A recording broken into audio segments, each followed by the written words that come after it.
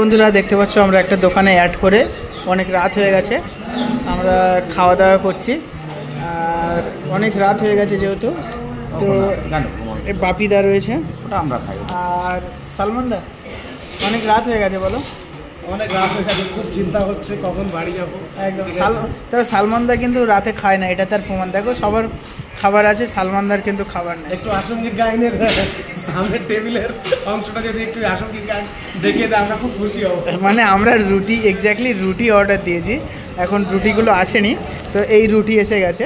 তো এই রুটিটা খুব ভালো রুটি বানিয়েছে, তেল দিয়ে বানিয়েছে, আশা করি খুব ভালো লাগবে। হ্যাঁ, তো এখন কাঁচা লঙ্কা দাও বাবু, জাস্ট ট্রাই করে দেখা যাক। বাপি ভাই দেখো কত বড় গাল হাঁক হচ্ছে, আমাদের বাহুবলী প্রবাস। ফালতু ফালতু জিত নামটা। হ্যাঁ, জিত নাম ফালতু দিয়েছে। দাদা তুমি বলো জিত লাগে কি? একদম প্রবাসের মতো। আমি তোমার বলছি প্রবাস জিতের ফ্যান তো, ওই জন্য জিতের ফ্যান হলো। প্রথম ওর পার্সোনালিটি ছিল আমি যিশু সেনগুপ্তর মতো বলতাম, আচ্ছা, তখন চুলটুলে দাম করতো না, হঠাৎ থেকে যিশু থেকে জিত হয়ে গেছে। আমি কি হলো, খিদে থেকে হাসি হয়ে যাবে কি?